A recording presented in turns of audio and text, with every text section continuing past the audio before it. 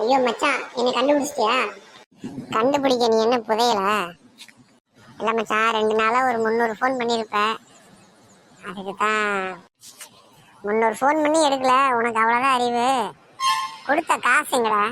ம் 2 நாளில் தரேண்ணே. 2 வாரம் ஆயிடுச்சு. பணம் வேணும். பணம் எங்க மாப்பிள்ள? அது ஒரு சின்ன இன்வெஸ்ட்மெண்ட் ஒன்று பண்ணண்டா. அந்த இன்வெஸ்ட்மெண்ட்டில் என்னை ஏமாற்றிட்டாங்கடா. உன்னை யார் ஏமாத்துறான்னு கொஞ்சம் தெரிஞ்சுக்கலாமா?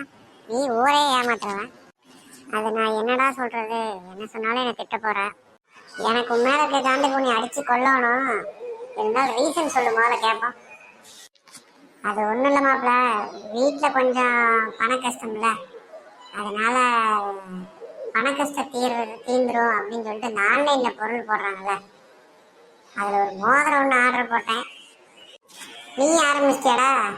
அது வாங்கினா சரியாயிரும், இது வாங்கினா சரியாயிரும்ட்டு. வேலைக்கு போ முதல்ல, சரியா? வேலைக்கே போகாமல் இருக்கிற. அப்புறம் மோதிரம் மட்டும் வாங்கினா எல்லாமே சரியாக போயிருமா? நீ சொல்கிறது வேணால் கரெக்டு தான் மாப்பிள்ள.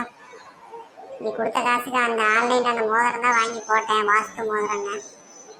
ஒன்றும் மாறல, கஷ்டம்தான் மிச்சம். போய் பொழைக்கிற வழியை பாடுறா. பொழைக்கிறதுக்கு 1000 வழி இருக்குது, சரியா? அது வாங்கினா சரியாயிரும், இது வாங்கினா சரியாகுனா வாங்கினாலும் சரியாகாது. வாங்கினதுக்கு அப்புறமும் வேலைக்கு போகணும். நீ எங்க வேலைக்கு போக போற?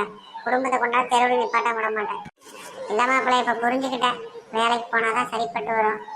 நமக்கு இப்போ நேரம் மாறும், அப்போ நேரம் மாறும்னா நேரம் மாறாதாட்டங்குது. வேலைக்கு போகிறேன், சரியா? கண்டிப்பாக போயிட்டு சம்பளம் வாங்கினா கொஞ்சம் கொஞ்சமாக கொடுத்து முடிச்சிடறேன்டா. வாழ்க்கையில் டைம் நல்ல விஷயம் ஒன்று பேசியிருக்கடா, வேலைக்கு போகிறேன்னு. தேங்க்ஸ் மாப்பிள்ள. அதனால தான் 2-3 இன்டர்வியூ அட்டன் பண்ணிட்டு தான் வந்துட்டு இருந்தேன்.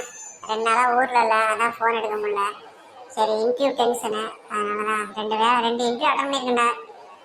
எங்கே நல்ல பெஸ்ட்டு சேலரி தராங்களோ அங்கே போக வேண்டியதாண்டா. நல்லதுடா. எதோ இப்போயாவது ஒரு முடிவு எடுத்தியே, பார்ப்போம்.